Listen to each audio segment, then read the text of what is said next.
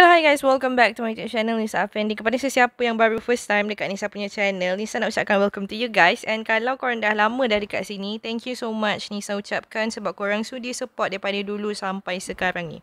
Okay guys, so Nisa nak bagi tahu dekat korang yang dekat dalam Nisa punya video ni, Nisa share pelbagai cara untuk korang nak buat duit. So, adalah beberapa apps ataupun games yang Nisa kongsikan cara untuk korang boleh dapat duit extra tanpa menggunakan modal. So, apa yang korang patut buat adalah just main game, download apps ataupun buat je task-task yang diperlukan. Tapi kalau kata ada apps yang memerlukan modal tu, korang tak perlu join dan tak perlu nak laburkan duit dalam apa-apa apps yang Nisa kongsikan. Okay? So, tanpa melengahkan masa, jom Nisa sharekan dekat korang next apps yang boleh bagi korang duit. Okay guys, so untuk games yang terbaru adalah Magic Car. Kalau korang dah download, korang boleh log in. Korang boleh pilih dah sama ada korang boleh gunakan Facebook ataupun Google. Macam Nisa macam biasa, Nisa akan gunakan Google. Okay, so lepas je kita dah log in, korang boleh nampak kat sini. Ada dua withdrawal method macam biasa.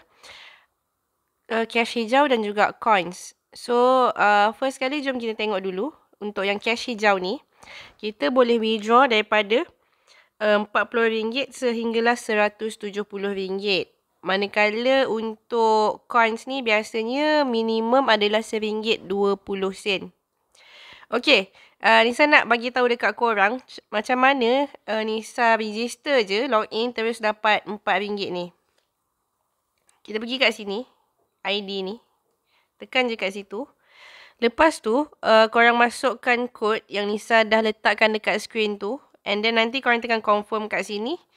And then, korang akan terus dapatlah RM4 ni. Tapi andai kata kalau korang download melalui link, dia biasanya akan automatic lah untuk dapatkan RM4 tu. So, dekat bawah macam biasa gak, ada grand prize kalau kita dah settle task-task. Dan mission ni adalah daily mission lah. So, setiap hari kita boleh dapatkan points daripada daily mission. Dan macam biasa juga, dekat belah kanan ni adalah invite. So, ni adalah kita punya invitation code. Copy. Alright. So, cara untuk kita nak main macam mana, tekan je start game ni. Korang boleh nampak, kita kena gerakkan kereta ni. So, swipe je mengikut dia punya direction tu lah. And then dah settle. So, settle je satu level.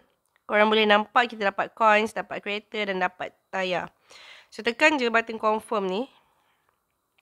Lepas tu, dekat sini korang boleh nampak dah ada duit kan. So, kita tekan kat situ.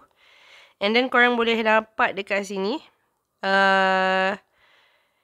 Kalau kita nak dapatkan duit ni, kita kena settlekan number of order sehingga 200. Sebagai contoh, untuk kereta ni, hari ni Nisa dah dapat 7. So, 36 kereta bersamaan dengan 1 order. So, korang kena main lebih banyak lah. Sebagai contoh, kita try untuk level yang seterusnya. Sangat-sangat mudah. Okay, so macam ni kan dah terlanggar. So, kita kena retry. Untuk kita nak main, kita memerlukan bateri tu tau. So, bateri tu biasanya dia akan automatic renew lah bateri tersebut.